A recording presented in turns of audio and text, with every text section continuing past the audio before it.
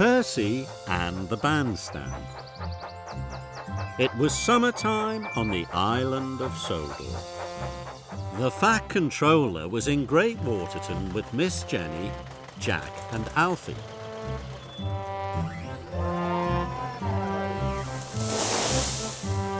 They were building a new bandstand.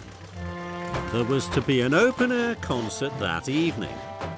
It was a special surprise for Lady Hatt. She loved brass band. All the engines were busy helping to make the day special.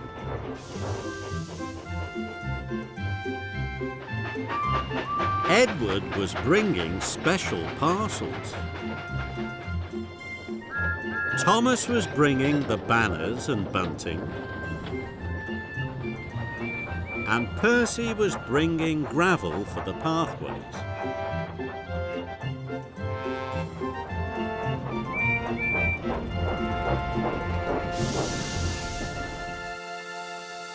Thank you, Percy. Right on time. Percy tried to shunt the trucks into place, but the trucks decided to be troublesome. Hold back! Hold back! Percy pushed and pushed, but the trucks wouldn't move. Percy knew what he had to do. He had to use his do-as-I-say whistle. So Percy blew his whistle long and loudly. The trucks knew that when Percy blew his do-as-I-say whistle, they had to do what he wanted. It meant Percy was in charge. Soon, all the trucks were in line. The Fat Controller bustled over to Percy. I hope I didn't blow my whistle too loudly. Not at all, Percy. You showed you were in charge. Percy was relieved. Now, I need you to collect Lady Hatt and bring her to the surprise concert. You must be here by tea time, understand? Yes, sir. You mustn't tell her where she's going, or it will spoil the surprise. Don't worry, sir, I won't. Percy had collected the carriage. He had to meet Lady Hatt at Maithwaite Station. It was a long way from Great Waterton. At last, Percy puffed into Maithwaite Station. All aboard! Sir Topham Hatt has sent me to take you on a special trip. Oh, that sounds lovely. First of all, I'd like to go to the duck pond. And Lady Hatt climbed on board. Percy was worried. He was supposed to take Lady Hatt to the bandstand. That was her special trip. Percy knew there wasn't time to go to the duck pond, but he didn't dare tell Lady Hatt. He thought she might be cross. So he puffed to the duck pond. Lady Hatt stood by the duck pond. She liked watching the ducks. They quacked and quacked. But Percy wanted them to be on their way. At last, Lady Hatt was back on board. Next, I'd like to go to the windmill. Percy was very worried. He knew there wasn't time to go to the windmill, but he didn't feel brave enough to tell Lady Hatt. So Percy puffed away. When they arrived at the windmill, Dusty Miller was there. Lady Hatt was pleased. Hello, Dusty. How are you? We're going to be really late now, Percy huffed to himself. At last, Lady Hatt finished talking to Dusty.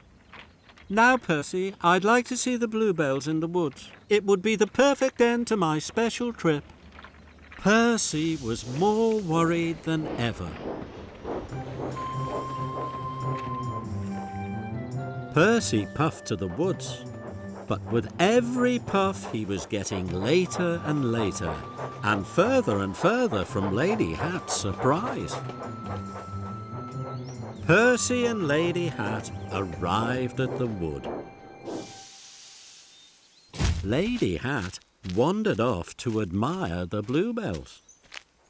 Percy waited and waited. Suddenly, Thomas puffed up to Percy. Where have you been, Percy?